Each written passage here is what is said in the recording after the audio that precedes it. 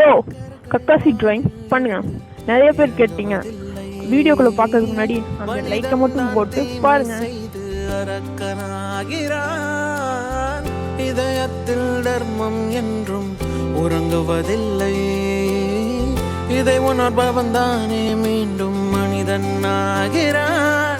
இங்கு எதை தேடி வந்தோம் என்று எதுவாக ஆனோம் என்று அறியாதவன் மிருகமாகிறான்.